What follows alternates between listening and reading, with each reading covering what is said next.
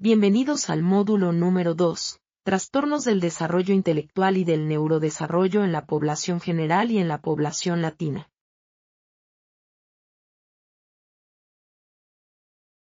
Hola chicos, soy la doctora Marin Cholom y hoy hablaremos de la definición, el criterio diagnóstico y la prevalencia de los trastornos del desarrollo intelectual y del neurodesarrollo. Hola chicos, es la doctora Corbera. Y hoy empezaremos con el diagnóstico. Tal y como establecimos en el módulo 1. La discapacidad intelectual o el trastorno del desarrollo intelectual. Es un trastorno que se caracteriza por las limitaciones del funcionamiento intelectual y también del comportamiento adaptativo. Que comienza durante el periodo del desarrollo, antes de los 22 años. 3 criterios diagnósticos se deben cumplir para el diagnóstico. 1. Deficiencias del funcionamiento intelectual, incluyendo deficiencias en las funciones y habilidades intelectuales como el aprendizaje, el razonamiento, la resolución de problemas y la planificación. Estas deficiencias se miden con una evaluación clínica y se utiliza una prueba de cociente intelectual, CI, con pruebas estandarizadas. 2. Deficiencias en la conducta adaptativa, refiriéndose a deficiencias en el conjunto de habilidades que las personas aprenden y utilizan en sus vidas diarias para un funcionamiento adaptativo. Las deficiencias en estas habilidades producen fracaso en el cumplimiento de los estándares del desarrollo que se esperan en un entorno sociocultural específico, para que los individuos puedan mantener autonomía personal y responsabilidad social. Sin apoyo continuo entonces, estos déficits adaptativos pueden limitar el funcionamiento en una o más actividades de la vida cotidiana, como por ejemplo la comunicación, participación social y la vida independiente en entornos como el hogar, escuela, trabajo y comunidad. Y 3. Las deficiencias intelectuales y adaptativas se inician durante el periodo del desarrollo que es antes de los 22 años de edad. Niveles de discapacidad intelectual con énfasis en habilidades funcionales y el funcionamiento adaptativo. Especificadores de la gravedad. La gravedad del diagnóstico se define con los niveles de gravedad según el funcionamiento adaptativo. Y no según las puntuaciones del cociente intelectual, CI. El funcionamiento adaptativo guía y determina el nivel de apoyo personalizado que se requiere. La gravedad se puede situar en leve, moderado, grave o profundo,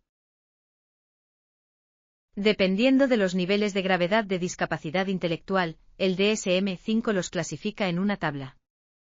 En la discapacidad intelectual leve, los individuos presentan dificultades principalmente en el ámbito académico. A nivel conceptual, pueden gestionar actividades cotidianas básicas, aunque su pensamiento tiende a ser más concreto y menos abstracto en comparación con sus iguales.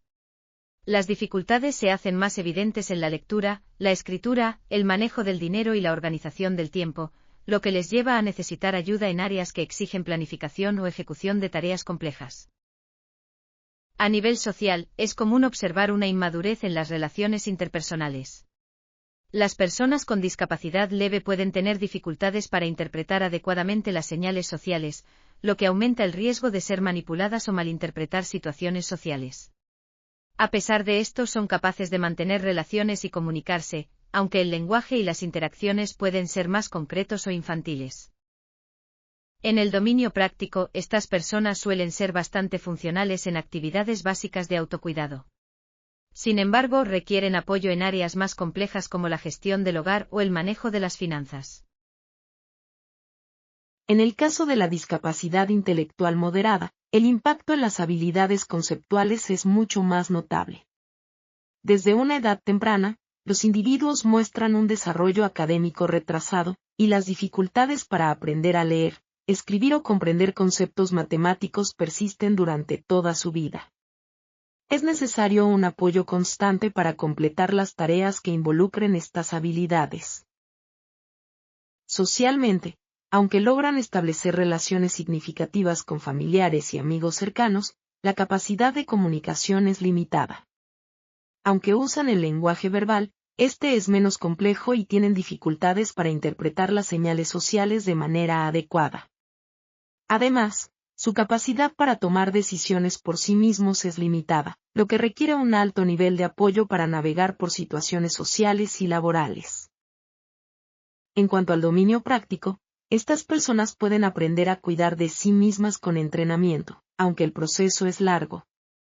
Pueden participar en actividades cotidianas como vestirse y comer, pero necesitan recordatorios y supervisión. En el trabajo, requieren apoyo constante de compañeros o supervisores, ya que enfrentan dificultades para manejar la complejidad de las tareas laborales y las expectativas sociales asociadas. En los casos más graves de discapacidad intelectual, el desarrollo conceptual está sumamente afectado. Las personas tienen dificultades significativas para comprender conceptos como el tiempo, el dinero o las cantidades. Por lo que necesitan una ayuda constante de sus cuidadores para resolver problemas básicos del día a día. Además, el uso del lenguaje verbal está muy limitado y restringido a palabras sueltas o frases cortas que se enfocan en el presente. A nivel social, la comunicación no suele ir más allá de lo esencial. Estas personas dependen en gran medida de los gestos y las emociones para expresarse. Disfrutan de interacciones con familiares y cuidadores, pero estas son simples y limitadas. El juicio social y la capacidad de tomar decisiones de forma independiente no están presentes, por lo que requieren una supervisión continua para garantizar su bienestar. Prácticamente los individuos con discapacidad grave dependen totalmente de otras personas para llevar a cabo todas sus actividades diarias. Necesitan asistencia constante para tareas como vestirse, alimentarse y bañarse, y no son capaces de participar en actividades laborales sin un apoyo permanente.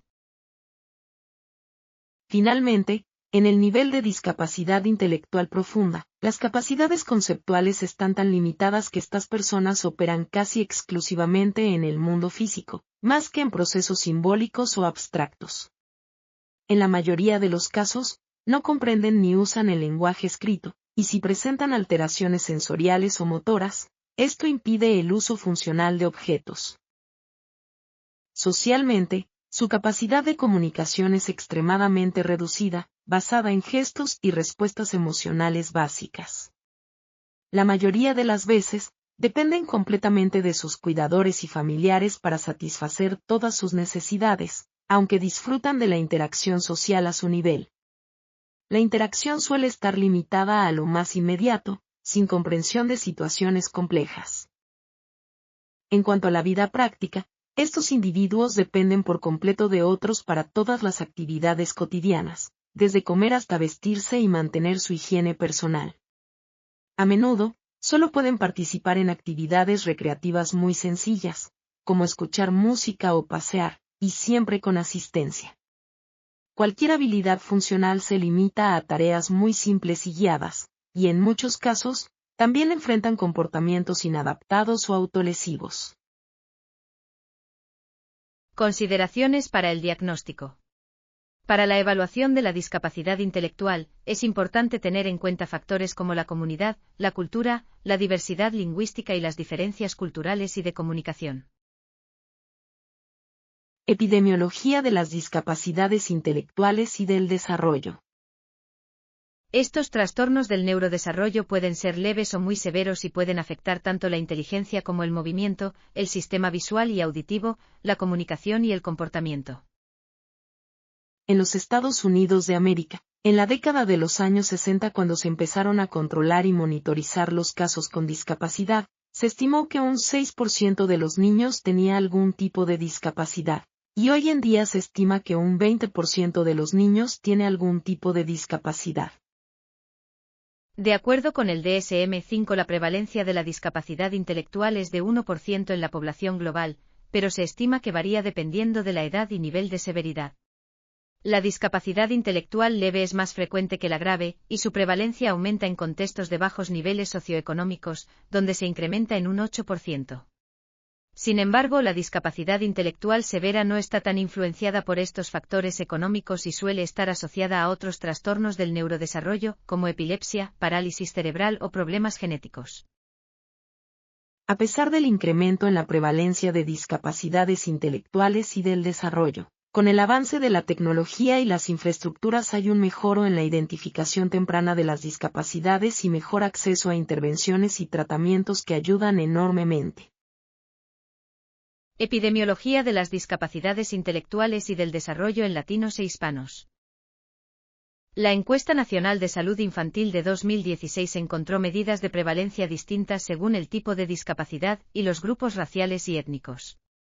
Estas medidas de prevalencia de discapacidad del desarrollo variaron. 2,8% para los niños asiático-americanos. 4,3% para los niños latinos. 4,7% de prevalencia para niños blancos y 7,5% para los niños negros africanos-americanos.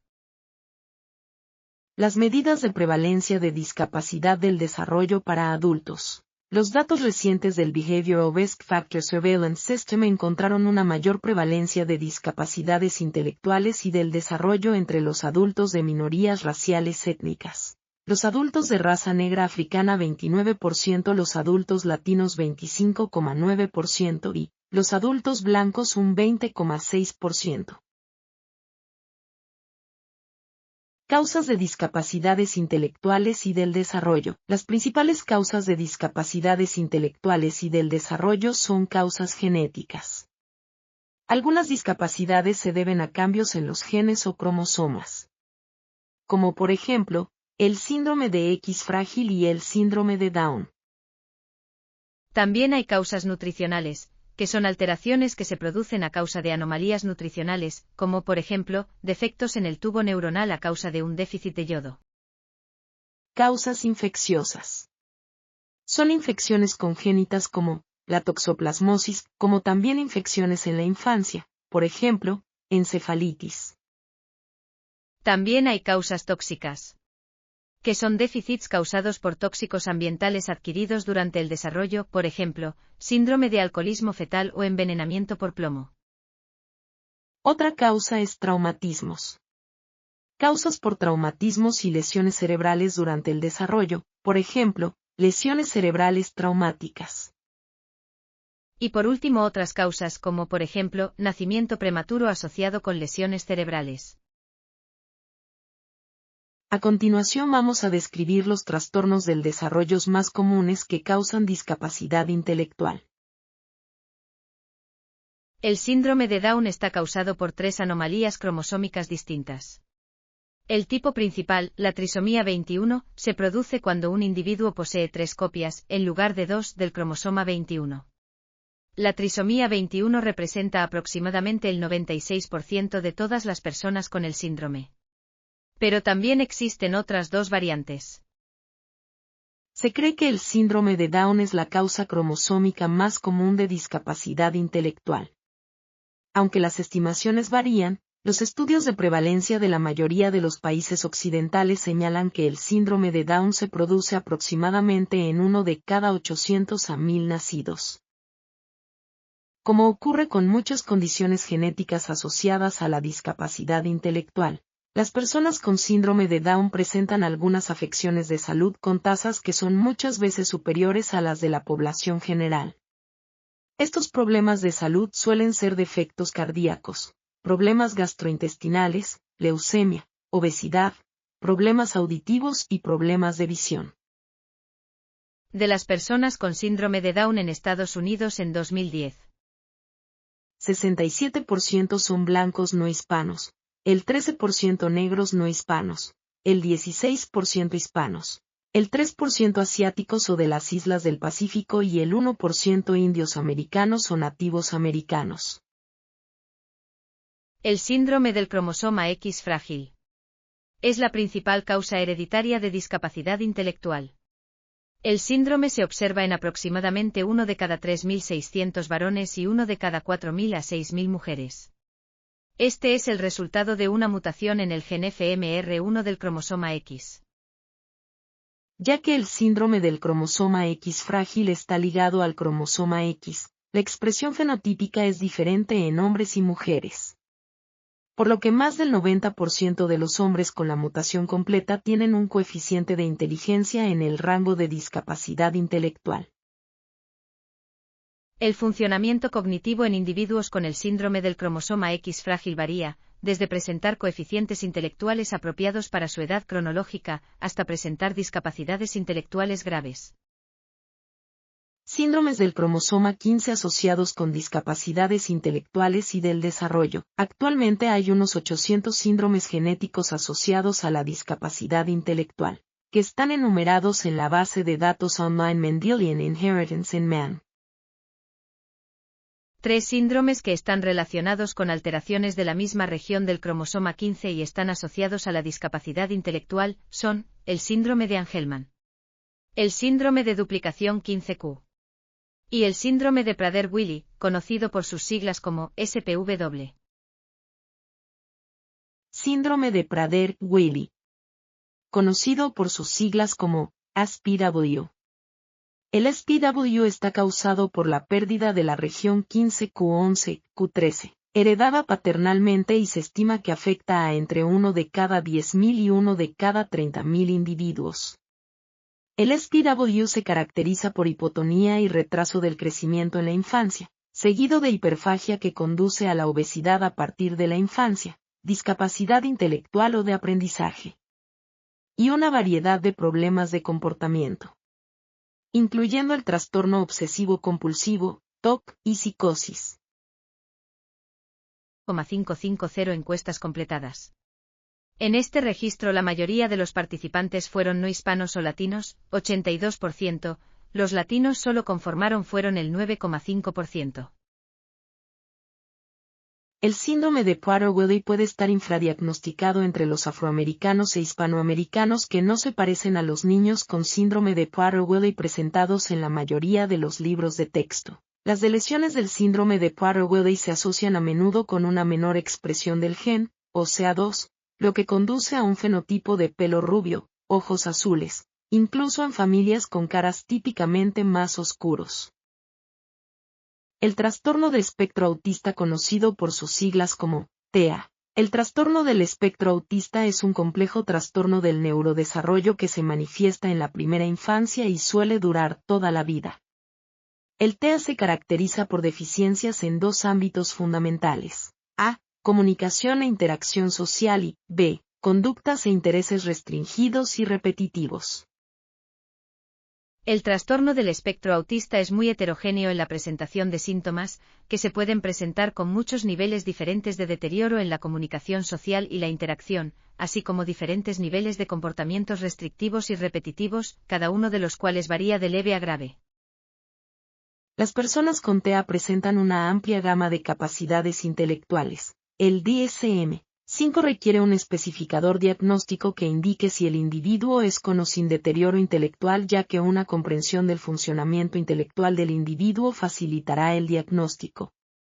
Los niños de tan solo 18 a 24 meses pueden ser diagnosticados de forma fiable con TEA. Un diagnóstico precoz permite a las familias acceder a servicios de intervención temprana específicos para que puedan mejorar los resultados del niño a largo plazo. En los últimos 15 años, se ha producido un fuerte incremento de la prevalencia, de 1 de cada 150 individuos a principios de la década de 2000, a la estimación actual por el CDC que es de 1 de cada 59 niños en los Estados Unidos. Los individuos con TEA también muestran altas tasas de trastornos psiquiátricos o trastornos conductuales, comúnmente déficit de atención con hiperactividad, TDAH, trastorno negativista desafiante y los trastornos de ansiedad. Nacional de Salud Infantil se observó un patrón similar de discapacidad del desarrollo para los niños en el espectro autista. Los niños asiático-americanos en el 1,3%. Los niños latinos en un 2,4%. Los niños blancos 2,6%. Y los niños negros, africanos americanos al 2,8%. Lesiones cerebrales adquiridas. Las lesiones cerebrales adquiridas o congénitas pueden ser un factor que contribuya a las discapacidades intelectuales y del desarrollo. Los factores congénitos de las lesiones cerebrales incluyen posibles exposiciones a drogas, alcohol o toxinas ambientales, trastornos genéticos y migratorios, y lesiones neurológicas perinatales como ictus, o lesiones hipóxico-isquémicas. Las lesiones neurológicas también pueden ser consecuencia de enfermedades contraídas por la madre durante el embarazo o prenatalmente, normalmente, pero no siempre, como resultado de una infección materna, o postnatalmente, complicaciones perinatales y neonatales. Por último, los traumatismos cráneoencefálicos accidentales incluyen los traumatismos cráneoencefálicos secundarios a caídas, accidentes de tráfico, violencia u otras causas. Los traumatismos cráneoencefálicos infligidos o abusivos, por ejemplo, el síndrome del bebé sacudido conocido como Shaken Baby Syndrome en inglés, y las conductas autolesivas que provocan asfixia o heridas de bala en la cabeza. A la hora de reflexionar sobre las repercusiones de las lesiones cerebrales en sentido amplio, es fundamental tener en cuenta el momento evolutivo en que se produce el suceso o la lesión. Lesión cerebral perinatal.